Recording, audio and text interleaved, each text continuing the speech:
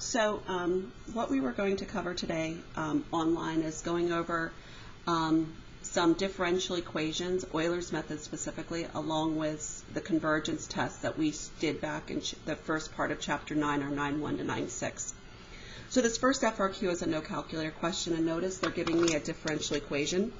dy dx is equal to x squared minus 1/2 y. So they want me to find the second derivative in terms of x and y.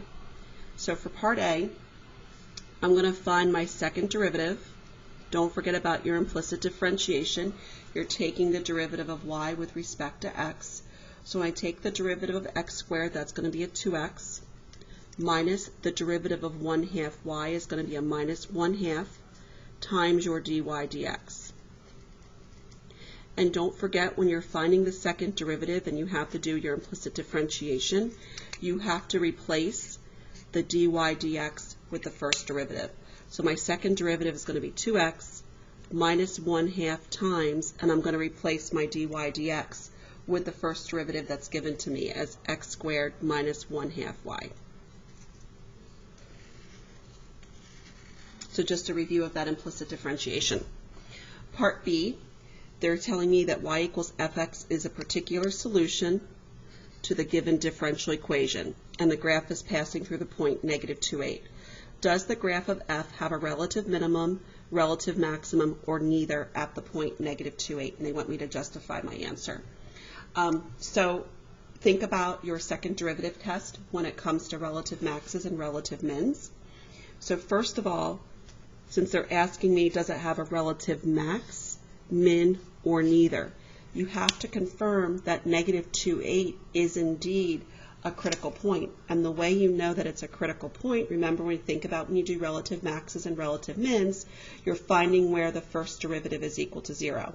So what we need to do to confirm that this is indeed a critical number is we're going to have to take -2,8, plug it into the derivative to confirm that it does equal 0 at that particular point, -2,8.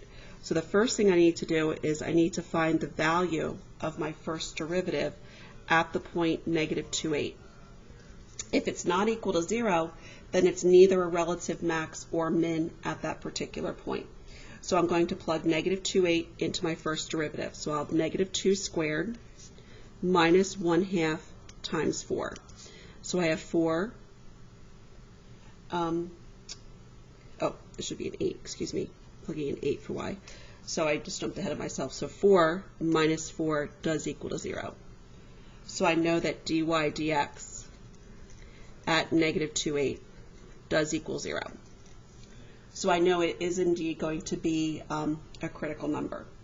So now I can check the concavity. So this is where I can take -2,8 and I can plug that into the second derivative that I found in part A.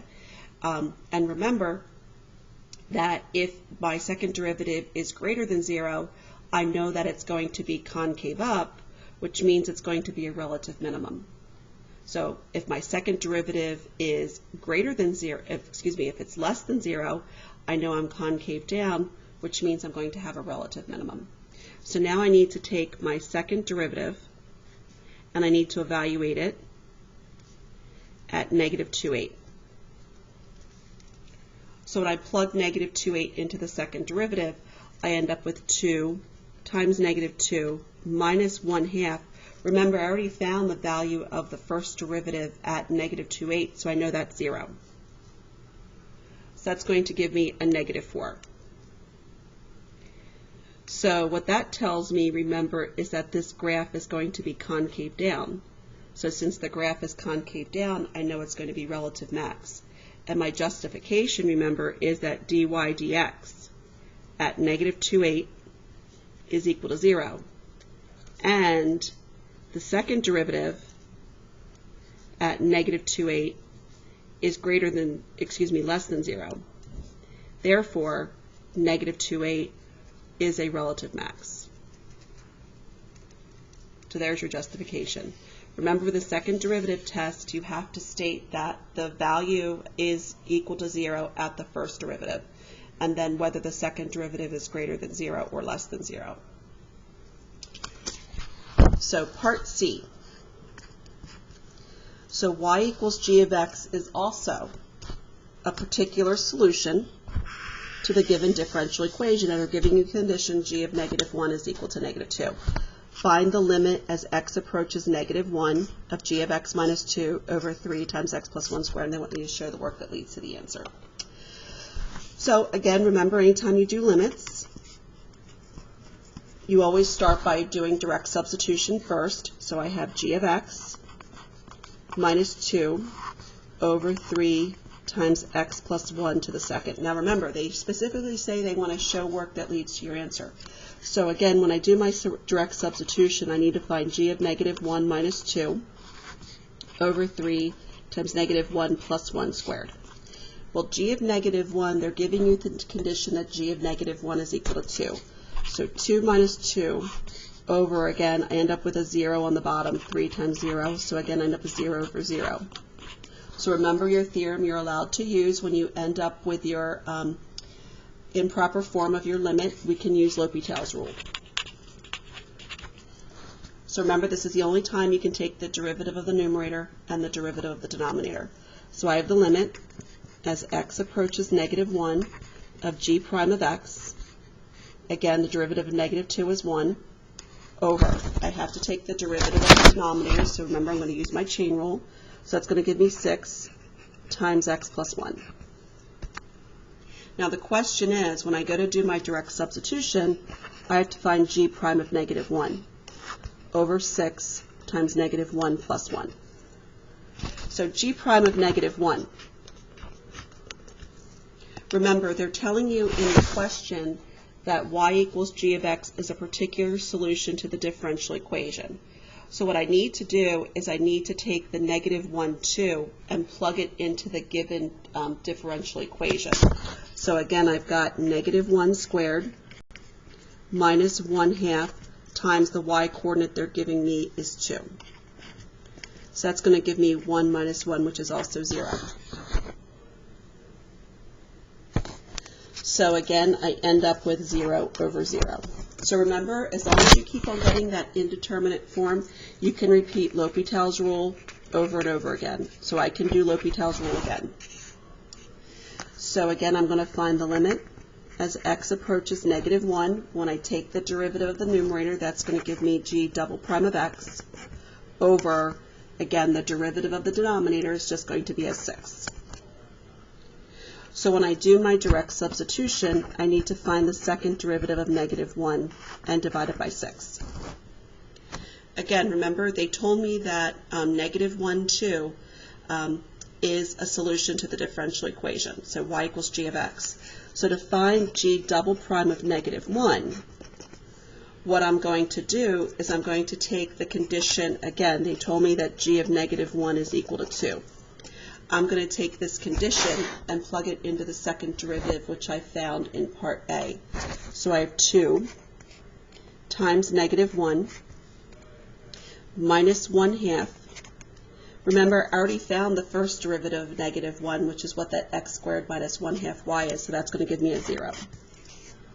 So 2 times negative 1 is going to give me a negative 2 minus 0, so that's just going to give me negative 2. So second derivative of negative 1 is negative 2 divided by 6, which simplifies to negative 1/3. Remember, when you're doing L'Hopital's rule, you actually have to show that indeterminate form of 0 over 0, where it came from, and then I just write the abbreviation L'Hopital's rule. So that's the answer for part C. So for part D, again, we have y equals h of x. Again, we have another particular solution to the given differential equation, and they're giving me the condition h of 0 is equal to 2. Use Euler's method starting at x equals 0 with 2 steps of equal size to approximate h of 1. So I'm just going to use a separate sheet of paper here. So remember, when we did Euler's method, I always make that chart. I think this keeps you organized. So here's your x, here's your y. So they're giving you the initial starting point of 0, 2. So we know what the change in x is going to be. They want me to do 2 equal steps to approximate h of 1. So I know that this is going to have to be a change in x of 1/2, and this is going to be 1. The problem is you need to find your change in y in order to calculate the y coordinates. And again, remember, we're using Euler's method to help me approximate h of 1. So I need to find the y value in my table for when x equals 1. So my differential equation, dy dx, is equal to x squared minus 1/2 y. So what I want to do is I want to solve this differential equation for the change in y, or dy. So dy is going to be equal to x squared minus 1/2 y times dx. Remember, dx is my change in x, or delta x. Well, I know what the change in x is because the difference in all these x values is 1/2. So dy is going to be equal to the quantity x squared minus 1/2 y times 1/2, or 0.5, whichever you feel more comfortable using.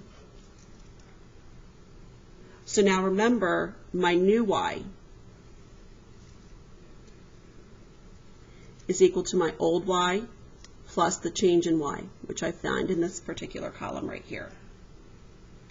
So what I'm first going to do is plug in 0 for x and 2 for y into my dy. So I end up with 0 squared minus 1/2 times 2 times 1/2.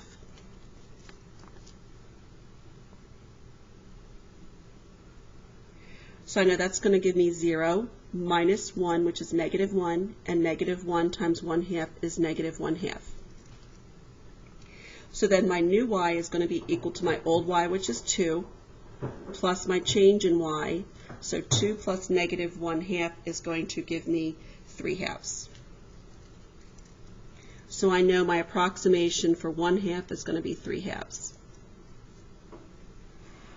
So now to find my dy, again, I'm going to take the x value, which is 1/2 squared, which I know is going to be 1/4, minus 1/2 times y. Well, 1/2 times 3/2 is going to give me 3/4. That's a minus 3/4, times my change in x, which was 1/2. So 1/4 minus 3/4 is negative 2/4, or negative 1/4. So negative 1/4 times, negative 1/2, excuse me. Negative 1/4 minus 3/4 is negative 2/4, which is negative 1/2. Times 1/2 gives me negative 1/4. So then remember, to find my new y, it's going to be my old y of 3/2 plus my change in y, which I found to be negative 1/4. So when I add these together, 3/2 is equivalent to 6/4 minus 1/4, that's going to give me 5/4. So then what I found is I found h of 1 to be approximately equal to 5/4 by Euler's method.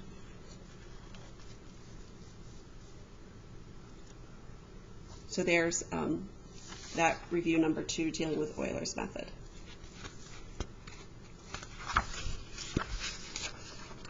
So this is an FRQ involving our convergence test, and this one was a little different because they gave you a graph.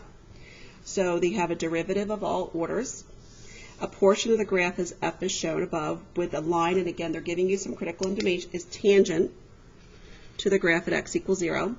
And notice they're giving you selected value of the derivatives are given in this table. So the first part, again, they're telling you your tangent at x equals 0. So again, they want you to write a third degree Taylor polynomial for f about x equals 0. So again, I know I'm writing a Maclaurin. So always, anytime they ask you to write a Taylor or Maclaurin, write out the formula. So we're writing a third degree Taylor. So remember the formula for writing your Taylor or Maclaurin. We're always going to start with f of 0 plus f prime of 0 times x plus the second derivative at 0 times x squared over 2 factorial plus the third derivative at 0 times x to the third over 3 factorial. And again, they just are asking me to take it out to the third degree. So now to find your Taylor polynomial, we have to find f of 0. So looking at the graph, they're giving you the function f. A portion of the graph of f is shown. So looking at your graph, I know that f of 0 is just the point on the graph. So f of 0 is equal to 3. Now notice in my table, the first derivative they're giving me is the second derivative. The problem is now when I write this Taylor polynomial, I've got to figure out what f prime of 0 is.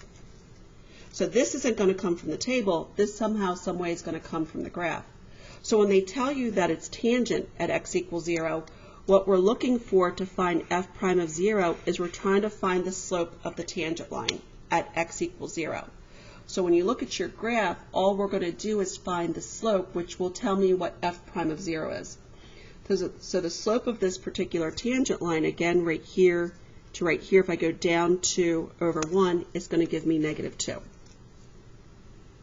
So now I can plug these values into my Taylor polynomial. So my Taylor polynomial is f of 0, which is 3. F prime of 0 is -2, so that's a -2x. Now the second derivative at 0, if you look on your table, the second derivative of 0 is 3. So that's going to give me a 3x squared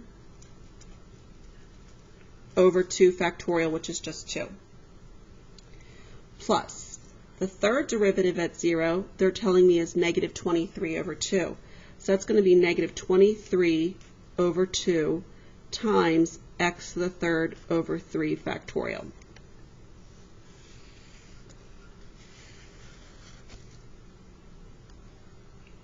So remember, 3 factorial is actually 3 times 2, which is 6. So this is actually 6 times 2, which is actually going to give me a 12 if I wanted to rewrite that. So now write the first 3 non-zero terms of the Maclaurin series for e to the x. And then they want you to write the second degree Taylor polynomial for e to the x times f of x about x equals 0. So remember, I had you add this on your file folder. E to the x has your Maclaurin series of 1 plus x squared over 2 factorial. So now remember, we did our Taylor and Maclaurin operations. We can take e to the x and multiply it by f of x, which is what I found in part A. So e to the x times f of x. So e to the x times f of x. So I have 1 plus x squared over 2 factorial. I'm going to multiply that by 3 minus 2x plus 3x squared over 2 minus 23x to the third over, again, I know that this is just going to give me 12.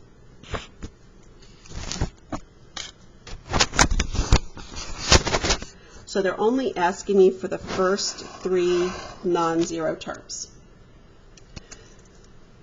So I'm going to have to use my distributive property. So I'm going to distribute the 1 first. So I have 1 times 3, which is 3.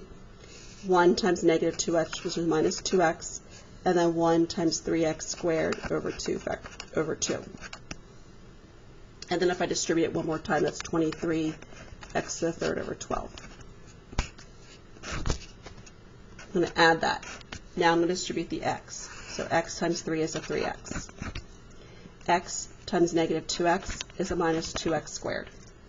X times 3x squared over 2 is going to give me a positive 3x to the third over 2.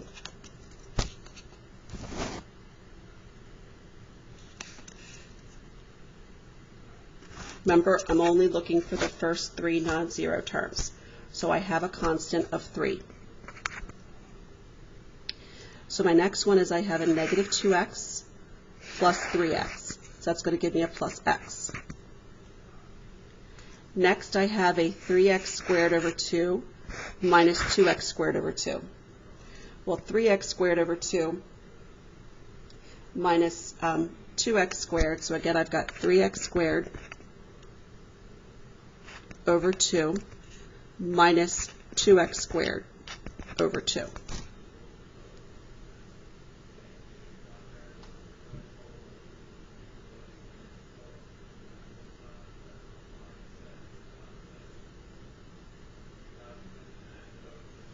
So again, when this is actually going to give me 3x squared over 2 minus 4x squared over 2. So that's going to give me a minus x squared. Make sure I didn't make a mistake here. That's 3 minus 2x, and then plus. And then I'm just double checking my 3x. That's a minus 2x squared. And then I also have to add, now be careful, I've got an x squared over 2 factorial that I've got to add to 3. So that's going to give me a positive 3x squared over 2. So when I add that together, so always double check and make sure you've picked up all of the degrees for x. So again, this is going to give me a 6x squared over 2 minus 4x squared over 2, which is 2x squared over 2, which is just an x squared. So that should be a positive x squared. So always go back, and even though I didn't distribute that third term, make sure you pick up all of those powers that would combine to give you the same degree. So there's the answer to part B. So for part C, let me just get a separate sheet of paper here because I got a little squished. So for part C, where'd my paper go? Let me grab a sheet of paper here. My computer's right up, my printer's right above me. So now for part C, let h be the function defined by h of x is 0 to x of f of t dt. Use the Taylor polynomial found in part A for an approximation for h of 1. So again, what I'm going to do is define h of x is equal to the integral from 0 to x. And again, f of t is the Taylor polynomial that I found in part A. So this is another way they could ask you to do a approximation using a Taylor polynomial.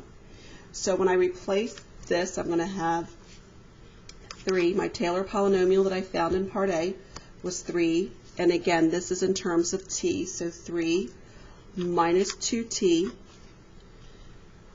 plus 3t squared over 2 factorial, which is just 2, minus 23 over, and again, that's just going to give me 12. I'm just going to combine that denominator, 23 x to the third over, 23 t to the third over 12 dt.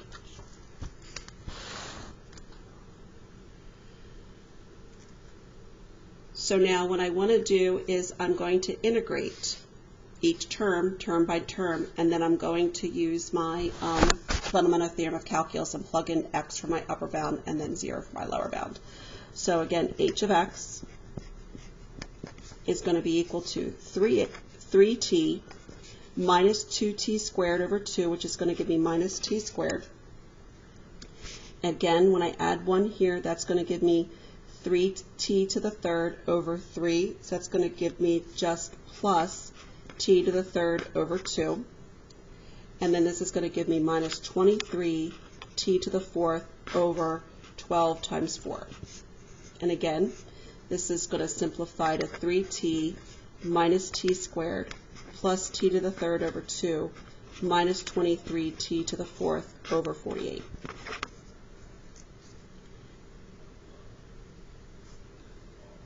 And again, I'm going to evaluate this from 0 to x to find h of x. So then h of x is equal to 3x minus x squared plus x to the third over 2 minus 23 x to the fourth over 48. And when I plug in my lower bound to 0, that's all going to go to 0. So there's my h of x. So now the question wants me to now use this to approximate h of 1. So all I'm going to do is plug in 1 for x. So 3 minus 1 squared, which is 1, plus 1/2 minus 23 over 48. And if this was a no calculator question, you could go ahead and leave your answer alone. Or if you need to simplify it, it's going to be 2 plus 1/2 minus 23 over 48. Well, 2 plus 1/2 is 5/2 minus 23 over 48. And with a common denominator of 48, 24 times 5 is 120 minus 23 over 48. So that's going to give me 97 over 48. Again, though, if it's a free response question, you can certainly leave it alone like that. So that is your, that was an interesting FRQ. They gave you a table and they gave you a graph, and you had to interpret from the graph. You had to find your f of 0, and again, f prime of 0 was the slope, and that was the significance of them telling you that the line is tangent at x equals 0. So the last thing to do, it's been a while since we've done all of our convergence tests. If you want to take out your file folders that I had you create, maybe you don't have them at home, but we have all those convergence tests. If you look in your chapters 7 through 9 review as well, because I know some of you may not have everything at home, if you look on the page, that's page 4. So your chapters 7 through 9, I tried to give you a summary of all the different tests that we went over for the 9.1 to 9.6 for this 9.1 to 9.6 for your series. So here's just a summary of the different, in case you don't have your file folder, you need a review of all your different convergence and divergence tests. So here's some multiple choice practice. So which of the following series are convergent? So they're giving me my series 1 over, so again, anytime they're asking a question like this, I just go through and I'm going to look to see what's happening with convergence or divergence. Well, 1 over n squared. One of your favorite is your p series. Remember, if this power is greater than 1, so since I know 2 is greater than 1, I know that this series is going to converge. So right away I know the first series converges. Number 2, 1 over n. That's your harmonic series, which is also part of your p series. So again, the power is 1, and remember when that exponent is equal to 1, this is your harmonic. So remember, it's going to diverge. Now, when you look at number 3, this is your alternating series. So remember your alternating series test? You want to find the absolute value of the limit as n is approaching infinity. Again, you're going to take the absolute value, so that's going to be 1 over 3 to the n minus 1. So this denominator is getting larger and larger, so I do know that this is equal to 0. The second condition, remember, of the alternating series test, it also has to be decreasing, which it is because I know that 3 to the n minus 2 is going to be a larger number in the denominator. So I know that negative 1 to the n plus 1 over 3 to the n minus 1 is going to be greater than negative 1 to the n plus 2 over 3 to the n, because this denominator is smaller. So it does pass my alternating series test. Remember, the alternating series test just checks for convergence. So this is going to converge. Remember, if it doesn't pass your alternating series test, you can justify that it's going to diverge by your divergence test. So the answer for this one is going to be 1 and 3 only. So the Maclaurin series for the function f is given by f of x is equal to my infinite series of the quantity negative x over 4 to the nth power. What is the value of f of 3? So f of 3, so I'm just going to look at this formula they're giving me, and I'm going to plug in a 3 anywhere I see an x. So f of 3 is going to be equal to my infinite series, n is equal to 0 to infinity, of negative 3/4 to the n. So what this question asks is actually asking me is to find the sum of this infinite series. That's what the question said. Remember, we talked about, anytime I told you about finding the actual sum of an infinite series, there's only 2 series you should be thinking about, and that is your geometric or your telescopic. They're the only series they're ever going to ask you to find the sum for. So if you look right here, this is indeed a geometric series. So again, I do know it's going to converge because the absolute value of the common ratio is less than 1. Negative 3/4 is my common ratio, and I know the absolute value of negative 3/4 is less than 1. So remember, to find the sum of your infinite series, you're going to take your first term. So when I plug 0 in for n, negative 3/4 to the 0 is a 1. Over 1 minus my common ratio is negative 3/4. So this is going to give me 1 divided by 4 over 4 plus 3 over 4. That's going to give me a 7 over 4. So 1 divided by 7/4 is actually 4/7.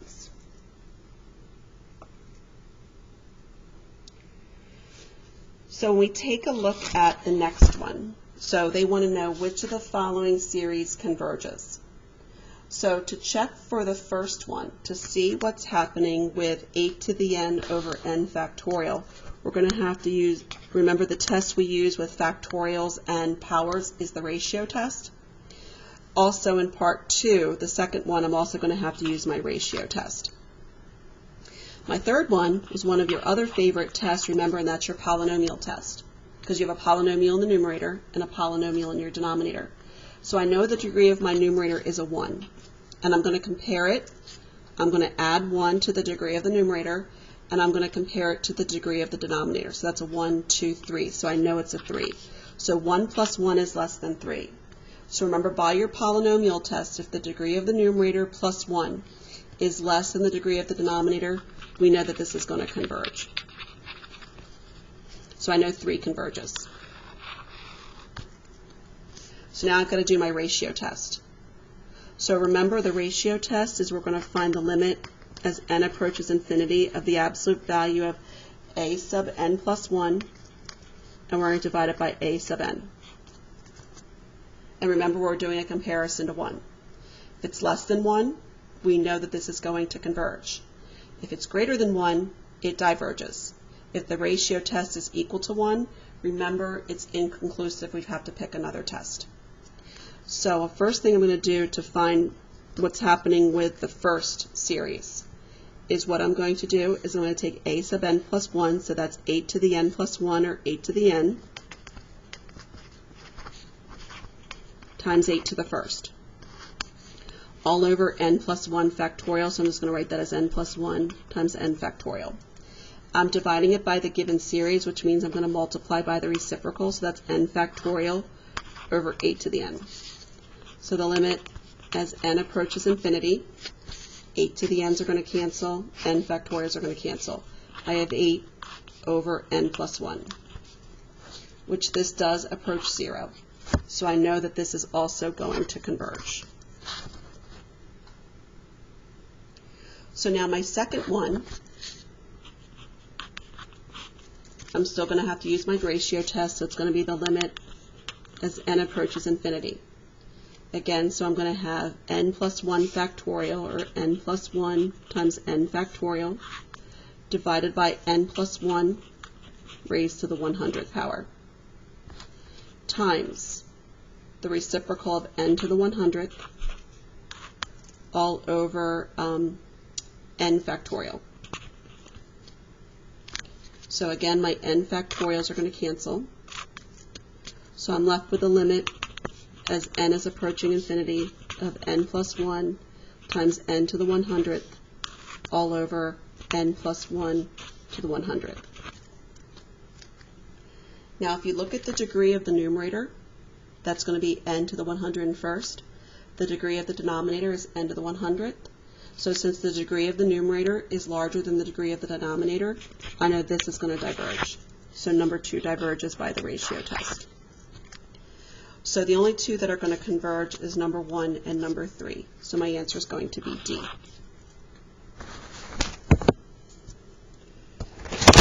So which of the following is a Maclaurin series? So remember, Maclaurin series is when the center is at 0 for 1 over 1 minus x squared. So my Maclaurin series, remember, I can write as f of 0 plus f prime of 0 times x, plus the second derivative at 0 times x squared over 2, plus the third derivative of 0 times x to the third over 3 factorial. So first of all, what I need to do is I'm going to find f of 0. So when I plug f of 0 in, that's going to give me 1 divided by 1, which is just a 1. Next thing I have to do is I have to find f prime of x. So again, 1 over 1 minus x squared is also equivalent to 1 minus x to the negative second. So when I apply my chain rule, that's going to be negative 2 times 1 minus x to the negative third, but remember to use your chain rule, so that's going to give me a negative 1. So that's 2 times 1 minus x to the negative third. So f prime of 0 is going to give me 2 times 1 minus 0, which is just 2. So f of 0 I know is 1. f prime of 0 I know is going to give me 2. And right now, if you look at your answer choices, there's only one answer choice it's going to be, which is number C. But if you wanted to double check to make sure that you didn't accidentally make a mistake on that second term, you could go ahead and find that third term. But the answer is going to have to be C. Remember, anytime they ask you about generating Maclaurin or Taylor, always remember the formula. And then last question is, again, writing a Maclaurin polynomial for e to the 3x and use the Maclaurin polynomial to approximate f of 1/2. Now remember, you could generate this the long way, or remember, if you remember what your Maclaurin polynomial is for e to the x, I can then just substitute in a 3x into that Maclaurin polynomial for x. So remember, e to the x, and again, they want a 4th degree. So that's going to be 1 plus x squared over 2 plus x to the 3rd over 3 factorial plus x to the 4th over 4 factorial. This was, by the way, a calculator question. I should have put that in the directions. This was a calculator question. So then I can write my Maclaurin polynomial for e to the 3x. So e to the 3x is 1 plus 3x plus the quantity of 3x to the 2nd power over 2 factorial, which is just 2, plus 3x to the 3rd over 3 factorial, plus 3x to the 4th over 4 factorial. So there's my 4th degree Taylor Maclaurin polynomial for e to the 3x. So now I can approximate f of 1/2. So f of 1/2, I'm just simply going to plug 1/2 into my Maclaurin polynomial for e to the 3x. So 1 plus 3 times 1/2 plus 3 times 1/2 to the 2nd power over 2 factorial plus 3 times 1/2 to the 3rd power over 3 factorial plus 3 times 1/2 to the 4th power all over 4 factorial. So if you do have your calculator and you're doing these Maclaurin approximations, what I find the easiest thing to do so I don't have to type in 1/2 over and over again is to use that store feature on the calculator. So remember that store button is located right above on. So I have 1/2, I'm going to hit store x, enter. So now what I'm just simply going to do is anywhere I'm just going to type in this particular Maclaurin and just, again, the calculator will automatically plug in that x, that 1/2 in for x. So 1 plus 3x plus the quantity of 3x all raised to the 2nd power divided by 2 factorial, which is just 2, plus the quantity of 3x all raised to the 3rd divided by, again, it's easier if you remember 3 factorial is just 3 times 2 times 1, that's 6. Then finding, remember, factorial, you have to go under math and then go to PRB, plus the quantity 3x all raised to the 4th power divided by, again, 4 factorial is 4 times 3, which is 12. 12 times 2 is 24. So that gives me an approximation. F of 1/2 is approximately equal to 4.398.